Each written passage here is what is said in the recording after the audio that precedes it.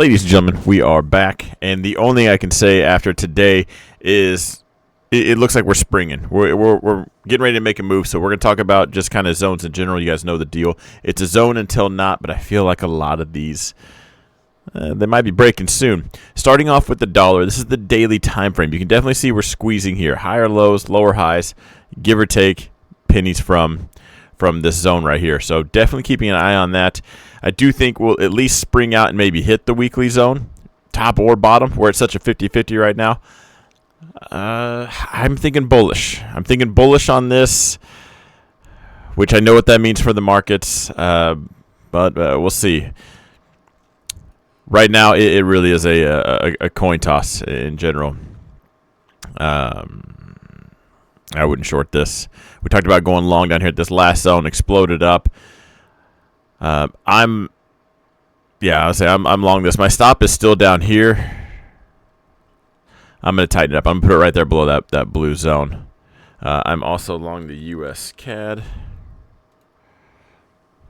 which has done nothing. Today did a whole lot of nothing. What I'll probably end up doing is I have it plenty of room. I'm probably going to tighten my stop up right below today's low. Looking at Bitcoin. Bitcoin had a decent day, but still all it did was, we got below the zone that yesterday. We pushed up today. We stayed in this zone. Still largely, something's going on right here at this area. I got to say that as bearish as some other things look, this does look, I would be on the bullish side of this. I don't know if I would be, not that I traded or I go long or short on all the times.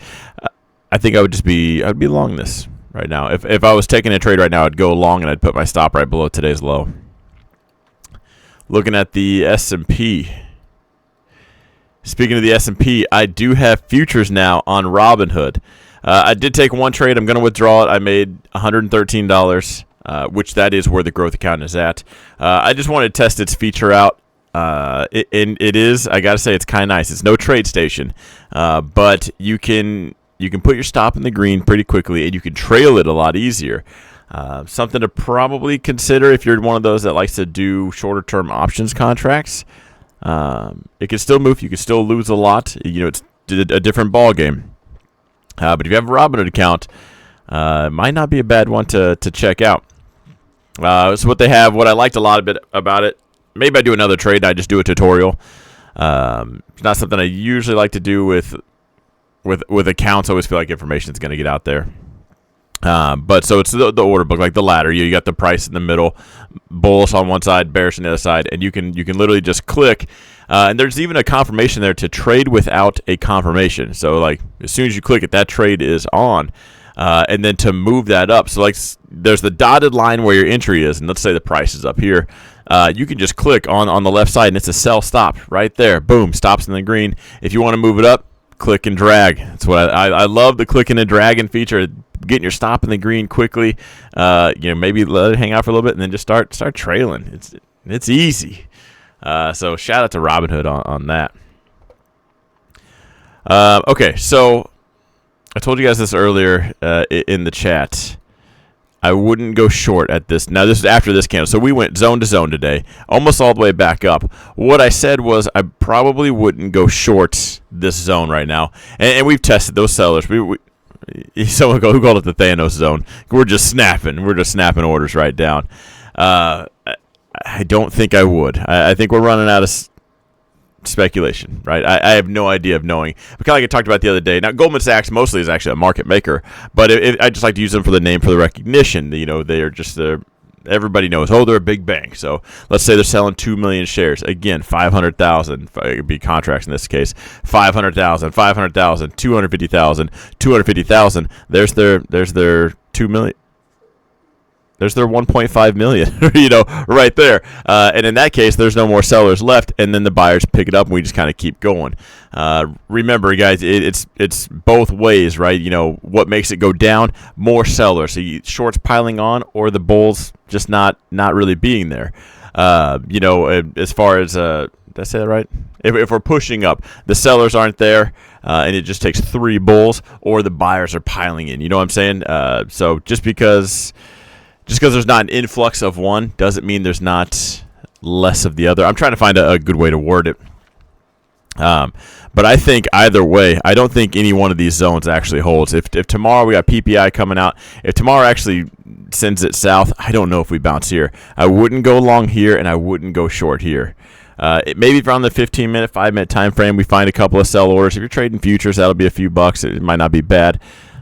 But, man, I wouldn't put a bunch of capital on this now because you're asking to spring that trap. You're asking for it. I think I'm on the bullish side for now. I think maybe we find some sellers to the type 2 area. I bet maybe we come down. Maybe it makes a higher low, but then we kind of send it. I do think before we crash or correct, we get all-time highs again. They're going to check that box. As far as the expected move from market makers, whole lot of nothing. Still plenty of range. So it's just you and institutional players. Hopefully one day I make enough to get a working Wi-Fi chip. Looks like the NASDAQ. So this is the kind of the equivalent of what we've been talking about, like what I just talked about with the S&P. This is with the NASDAQ. This is actually already breaking. I even kind of like that for a long right now. Just due to liquidity, I'm not going to trade that overnight. Because what's going to happen is you're going to go long. We're going to get right up here. Maybe put your stop in the green. It's going to tag out. If you have your stop down here, it's going to hit that, come down. Again, someone's just going to come grab the whole book, and then that top wick will be your order.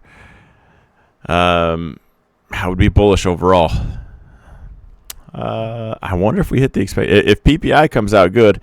Now I drew the wedge on here just as an example that we're kind of climbing up. If we delete this here. Again, trading is just it's a little bit more complicated than the red and blue ball you had when you were a kid with the yellow shapes. Just so you can draw a shape doesn't actually mean anything. Still largely horizontal. You can see kind of buyers here, sellers here. While we've had just kind of that sell wall here, it's clear on the futures because they trade overnight. There isn't that gap. They're not playing catch up in the morning, and this is just an ETF. But I am curious to see if we get to all-time highs. What I would consider is that PPI is good. We'll blast right through there. And I'd be curious if there is I wonder if we would hit that zone. What I might consider is actually going short, maybe even just mid that zone for a rein it back in play. Again, quick. Inside this range, this is the expected move, right? So this is where market makers have their risks taken care of. This is where they are at a neutral delta. So it's you and institutions, right? The firms everyone's so afraid of with their algos. I know, big words. When we get outside there, it's you, the institutions, and now market makers. Is there delta hedging? Are they reining it back in? Are we going to just start delta hedging and we send it to 2? Again, once we get out here, I hate when the questions do come in out here because yes, it's a 50-50. Maybe we rein it back in. Maybe we send it up. It sounds like it's an easy decision. Maybe the coin lands on its side and it just kind of stays right there parked in the middle. The volatility is what picks up, and that's when you could. The cool thing about volatility being picked up, as a reminder, is you can play with a lot less and make the same because those moves will be so much bigger. You're risking less, but it will cover more ground. And anytime I can spend less and make the same, man, that is a win. I don't like betting the farm when things get weird. Looking at the Grandpa Dow. This one looked the better out of. Ooh, what I don't like about that look. If I was long, I'd be cautious. That's kind of like running out of momentum. I've used this example a lot. It's a plane trying to play rocket. They have their ceilings. They only have so much thrust, and then if they just keep that nose pointed up, it doesn't matter. That body's just going to start stalling, and then it kind of comes back down. So losing that momentum like that kind of has me curious about that. I don't think I would. If I had to take a trade, gun to the head right now, I'd have to go short. I'd have to play the more immediate trend and go short with the stop above there.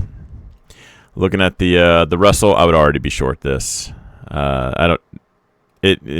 Technically, we can call it horizontal. We're just probably even hang on. We'll at least mark this up right here. A little speed bump zone.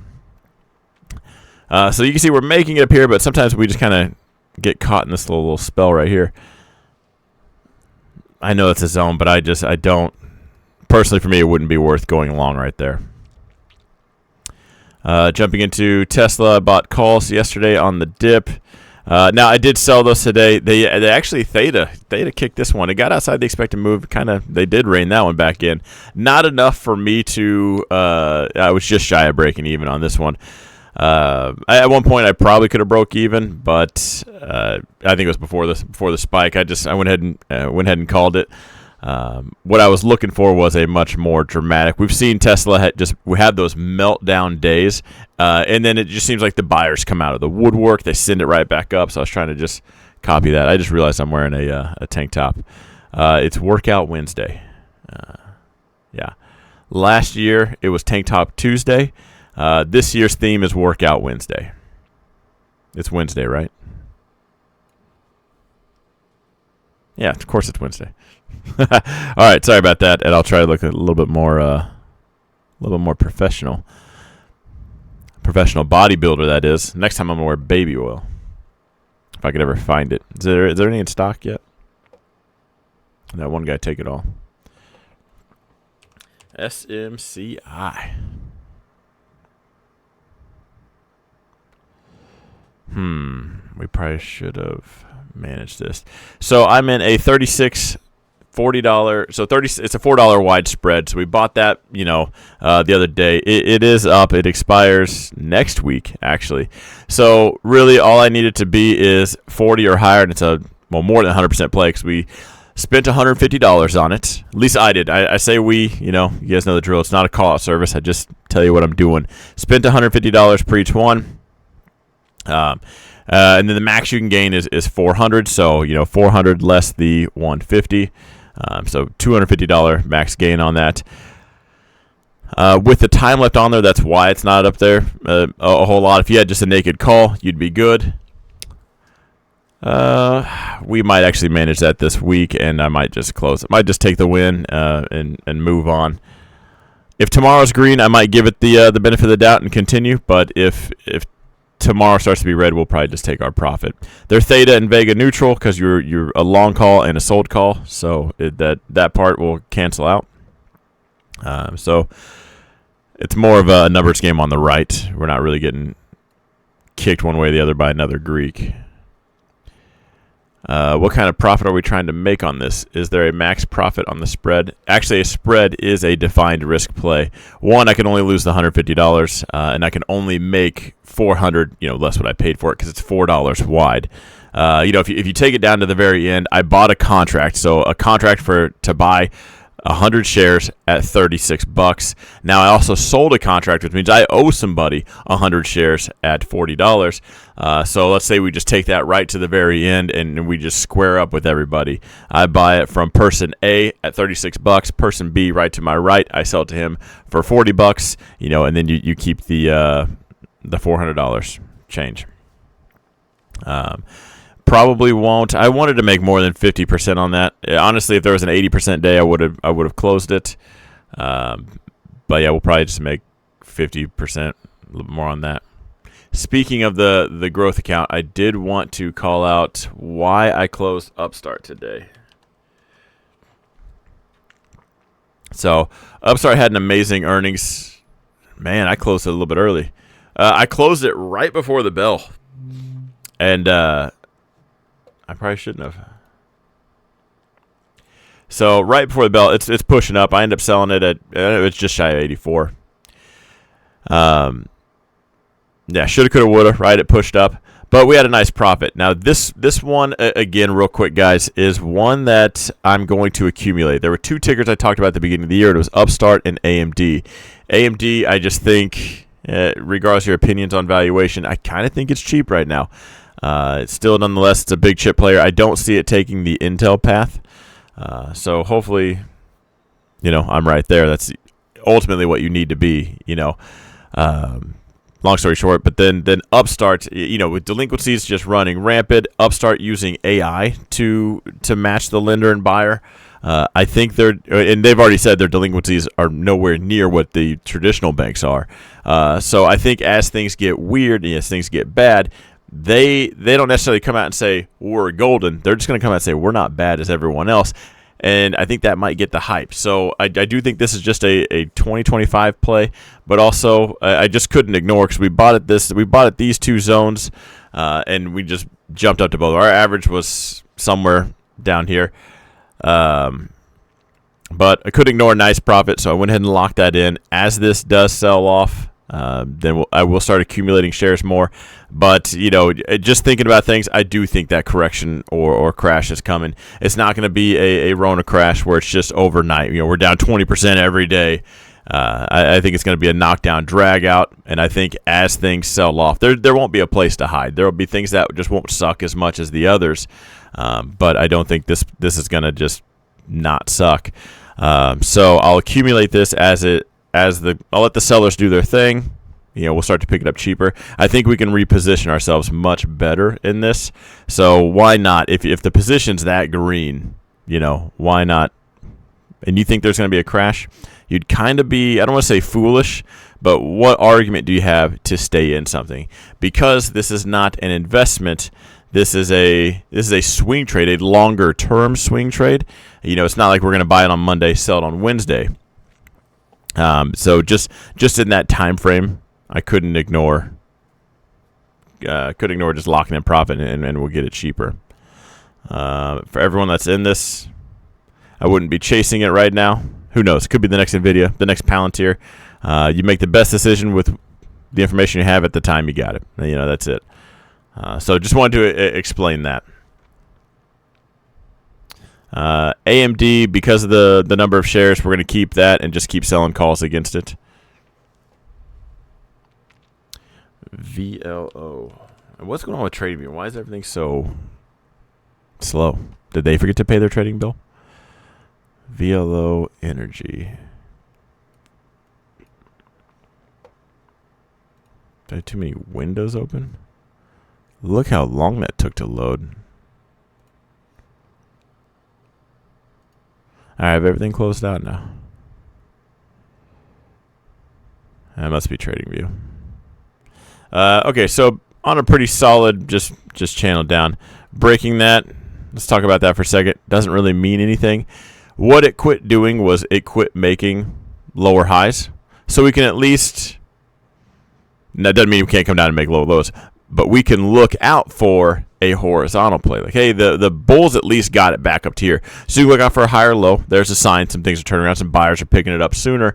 And it would likely be somewhere right here. And I don't know if I should say the word likely. Take that with a grain of salt, right? I'm just a guy on the internet. I would look for it somewhere around here. If we start to bounce right here, you're going to start questioning the time frame. You know, if you talk to the who does that? Gosh, the AB equals CD. There's always letters and patterns. It's not the Fibonacci, people. Gosh, who does the Elliott? Elliott and his friends. Oh, there's this Elliott wave, but wait. Then there's this one. There's going to be a smaller one. We could bounce here, right? And it's going to look like another channel down. It's going to be a lower high. But if you're going to make that decision, you know, if you think it's going to be the high or low, that's why personally I like to front run the risk, because I would buy it. Maybe it starts to base out like this. So I buy it right inside here, put my stop right here. As it bounces, my stop goes in the green. If it creates a lower high and comes back down, I made a couple bucks. If it continues up, I'm just going to keep moving my stop up. Remember, we stay on the gain train as long as that thing wants to go up. You know, when it turns around, then that's when my stop hits. But ultimately for now, let's see if it bounces here, if it comes all the way down here. Coming all the way down here, I would say if we bounced and made it that far, I'm thinking we could bounce again, you know, cross this bridge when we get there. If we bounce and only make it here and come back down, then I would look for it to break. But if the buyers got it that far, anytime you get a full recovery like that, to me that tells me things might be on the bottom side, you know. So if I would be a little bit, personally right now, I would be a little optimistic on this one. I hope I'm saying that right. I'd be looking for the buy. I think I could wait till right here, though. I ended up adding to my 328, so March 28, 135 call. Also opened and bought a February 14th, 132 call. Was in the green in the morning, and then VLO puked. Oh, my gosh. All right, but did you? What was your plan on these? Now, when I buy an options contract, more than likely it's probably a risk and capital kind of play. 0 to hero. That thing goes to 0. It's within my parameters of risk. I'm only going to manage green. That's it. Sometimes when people jump into options contracts, they like to stop out at 50%. They like to have an imaginary stop in there. So I guess what was your plan? Hopefully I'm wrong for you. The February 14th. That's this. You gave it 2 days. 132. So you needed to exceed what you paid for it. Probably a few bucks. I would say I don't think you gave enough time. If it comes down here and bounces, you're going to wish you gave that more time. That particular trade, if tomorrow was green, I would not let that trade go from green to red. And it's one of those, like, let's say you're doing what I do, right? You're just going to trail it. It starts to jump up. That contract's up. You're trailing it, and it runs right. The bell for me is at 3 p.m. At 2:58, I'm closing that spread. Market spread. I'm giving it to the nearest nerd, or not spread, the options contract. Just take it. I wouldn't even want to hold that overnight. Just because if you catch a gap down or anything, you didn't give enough time, and it's just going to evaporate. SMCI, I have a March 7th $40 call, currently in a loss. Sucks to suck. I'm just kidding. What should I say to that? You have a $40 call. And every day that goes by, Theta's gonna kick it, which is why you're at a loss, because it's intrinsic value, which is real value plus time value. Now, there's no real value at all because it's under 40. For a short period of time, you had some intrinsic value there. For now, ooh. So they moved their earnings. They moved it to the 25th. That's when they're going to report their actual earnings numbers. There's a sales pitch for every direction. I could tell you why they moved it's a good thing and why it's a bad thing. Point is, that's an earnings play for you, regardless. Good thing is when there is an earnings play and there's that what-if factor, Vega's usually at the party, and sometimes can actually help you out. While Theta might be chipping away at that, it might actually hold its value better. You'll watch that take a decent hit after the 25th, though. So honestly, if I'm keeping an eye on this, I would give it a few more days, especially because we're right here at this zone. Now, this one they were supposed to have their earnings. It dropped down, hit that zone, bounced right back up, and this is a yellow zone. Just to remind everybody, if I don't fill it in, it's yellow. If it's blue and purple have meanings. If it's just these white lines, it's yellow. I was probably just going fast. Man, if I had that contract, I'm probably gonna hang out a couple days just to see what I get, because this is gonna be a spicy ticker. At that earnings announcement, it's probably you're probably looking at 20 or 70. Like it's not gonna be a dud like Tesla. Spot, and you're bearish. Why are you bearish? Because it's never performed so well? Who is this? Don Mafia.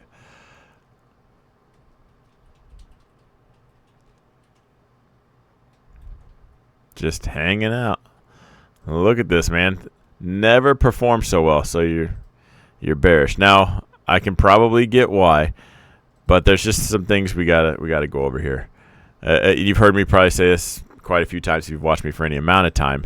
This is like going to the dealership, not a Chevy dealership, but something reputable that runs, and you buy something brand new and you're betting it's going to break down the second you drive it off the lot.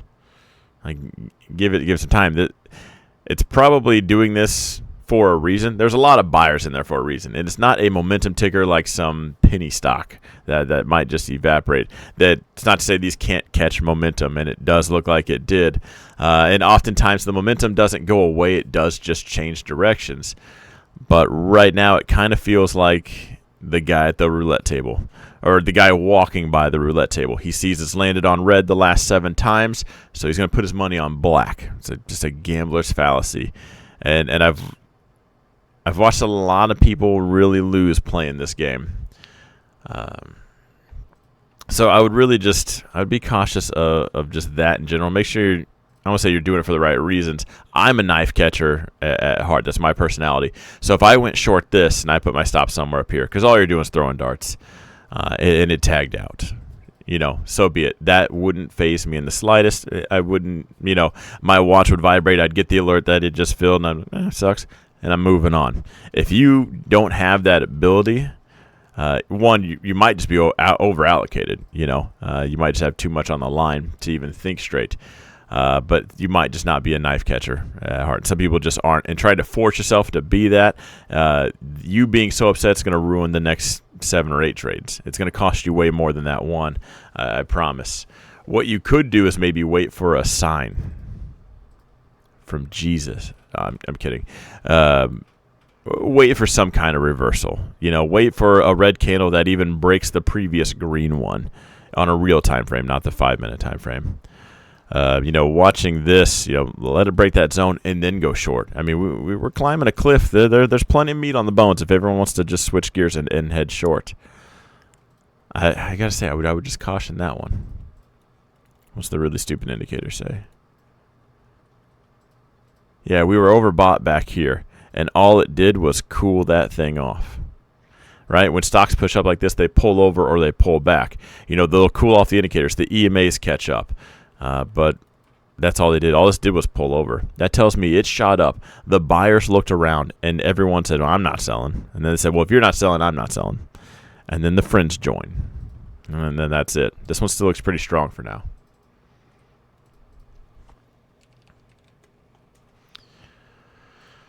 All right, Nvidia.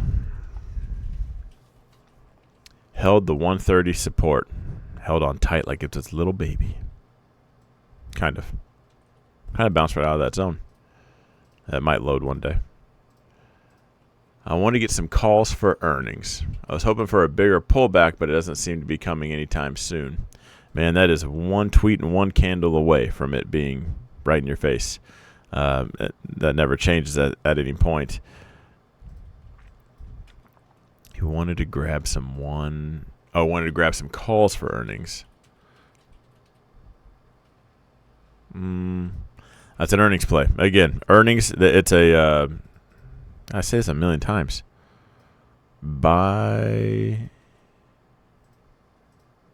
What is the word I'm looking for? Bi-directional? Anyway, there's going to be an announcement, and it's going to go up or it's going to go down. That's it. You can say it's because of the numbers. You can say it's because of guidance. You can say whatever you want. There's going to be a reaction. People are going to vote with their money, and then that's that. So your allocation needs to reflect that, because you're going to put those chips on the table, and that dealer's doing one of two things: putting a stack next to it or swiping them away. There's usually not any like, well, I'll stop out, I'll manage this play, I'll only lose this much. Don't kid yourself. This isn't and by the way, just in case it isn't clear for anybody else, earnings is not a strategy. Earnings are a fun, break the monotony kind of play. I don't care if you've been right the last 100 earnings. I still wouldn't follow you into your next one. I'll join you at the casino. We can hang out, but I'm not going to say like this guy's got it figured out. I don't care how long your lucky streak lasts.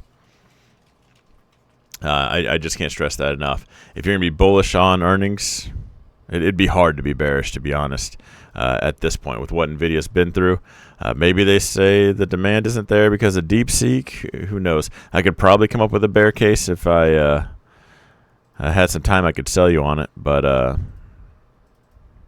what I would probably do is something like the 130s right now. Bull flag or reversal. They look the same. Honestly, if it just ran into earnings, I would... that's like the dealer saying, hey, before I flip these cards, do you want to just take a little money right now and then not play the hand? Give your seat to somebody else? Of course you would.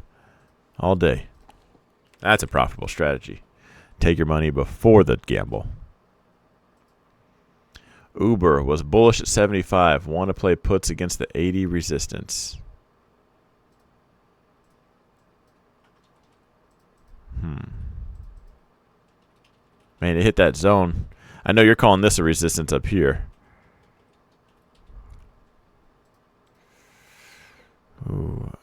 I got to leave the zone there, but it's worth noting there's some game of tug of war going on right here.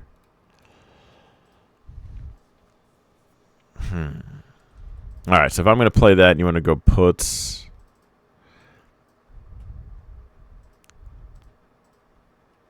for capital reasons, I was like, shorting shares, putting your stop at 81.45 might not be bad. Oh, man, if I'm grabbing puts 2-3 weeks out, I would probably go with the 80s.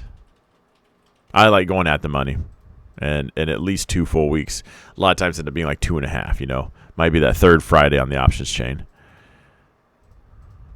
You want to play that resistance. Might not be a bad play. Yeah, the question is, because you can easily mess this up, you can grab puts for this Friday and just be not dead wrong, because it might just reject and come back down Tuesday, you know. We might hang out. We might even push up a couple days up here and then send it. You know, what if here's a whole trading week session. We come all the way up and back down. Imagine grabbing puts right here, and it does this, but here's your expiration right here, or right here, right here. Where if you just gave it enough time, it was a killer play. I think on that one, yeah, puts with a, I'm not trying to buy a leap, you know, but 3 weeks out. If I was going to take that play. CIBR.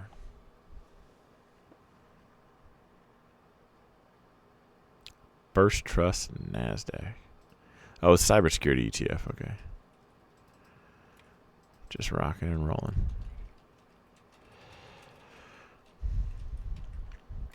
Are you trying to sell puts on this one to get in?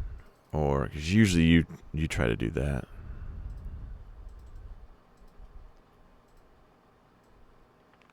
If it didn't just get bought up so fast today, I would say, hey, maybe here comes your cool down.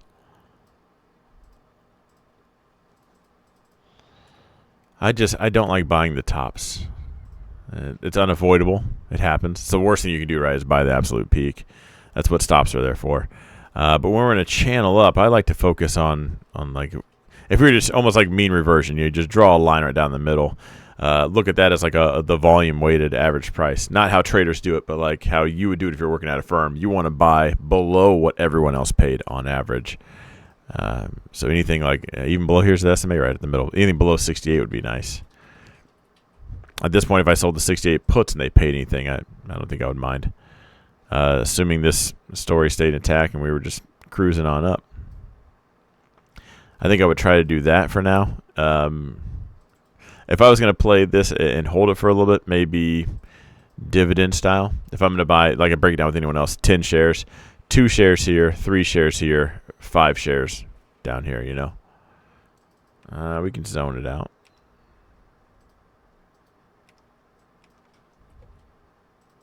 Yeah. ACHR. Archer Aviation. This is the drone company, right? Evatol? Yeah.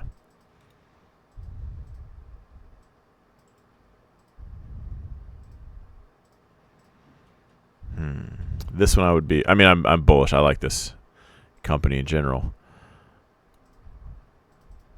Might be a bit soon. Definitely still in that, I can never remember this word. The risky phase. You know? You know what I'm talking about. I can never remember that word until the chat usually reminds me. Still, it's under $10. Everything about it still has a long road ahead. Everything about it says there's still a long road ahead. Personally, I would be bullish. I guess if I'm buying it right now, I would go long. I'd put a stop at 8.55. So I'm just shy of $1 per share. You're short the U.S. dollar, Japanese yen. If I was short, my stop would be right here. I wouldn't want to ride all the way to that next zone. And what if we just play the ping pong game again? TOST. This is like an earnings night. Earnings next week. Any ideas on either selling puts or shares? They seem to soar after earnings lately. Fibonacci retracement shown on the 4-hour chart. Let's see what the Fibonacci people have to say.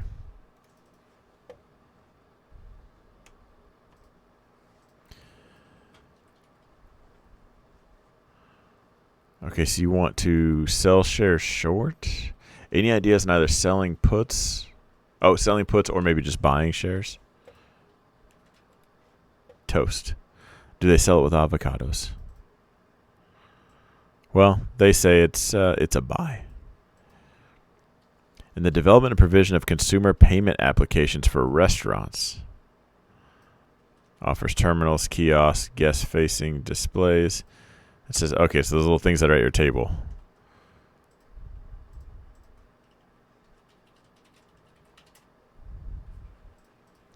I mean, how revolutionary is that? It's convenient, but are we taking over the world with it? I don't think the public's even caught on to that. Has anyone ever just used one of those right off the bat? Or do they always say, like, hey, where do we pay? And then the waiter has to awkwardly not sound sarcastic and say it's right in front of your face. You just swipe on the machine that says pay here.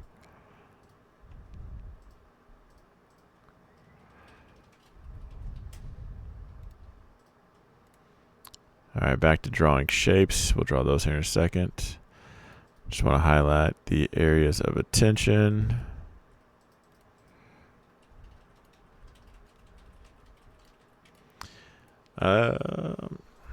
As an earnings play, I don't know. If I was going to play, like you've been talking about the earnings run up lately, I would go long here. I'd put my stop below that wick. Yeah, 38.85 would be my stop.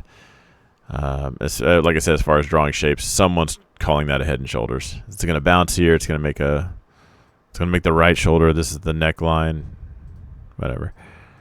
And then it'll break and come all the way down to that zone. It doesn't even look that bad, to be honest. But I gotta get rid of these lines. Sorry, guys. These guys, they're just a little bit much now. I guess I'm going long. This one right here, if I had to take that trade. Technician says in Q. You mean like the NASDAQ we already broke down?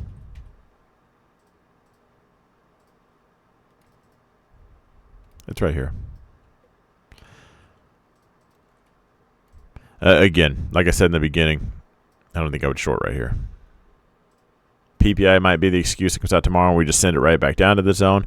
It also could be the reason we send it right up to the next one. I think we've tested enough sellers right here.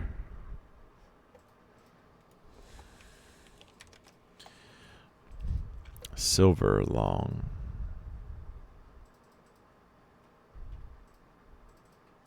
Buying the shiny stuff. Couple ways to trade this. If I'm trading the futures, bull flag reversal, you would go long. I would probably at least put my stop below that candle. You're asking to tag out overnight anyway. If you had the risk profile for it, I would go long and maybe put my stop down here. Just assuming that's the next higher low. You're looking for a higher high right now. They're buying up the shiny stuff right now. I will say that. At least gold's gone absolutely nuts.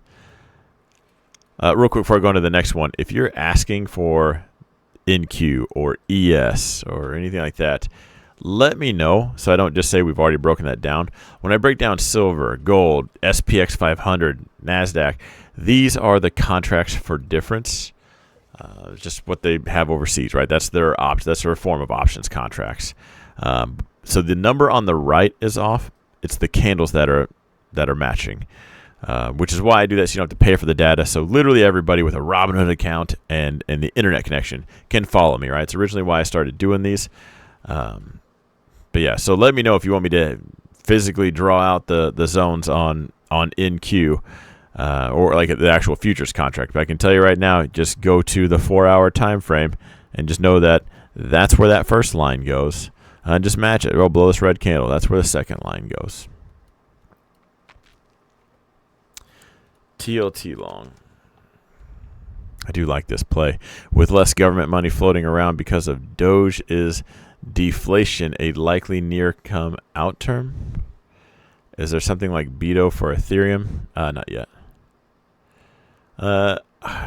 bonds are just not my wheelhouse. The only thing I've ever played bonds-wise related has been TLT.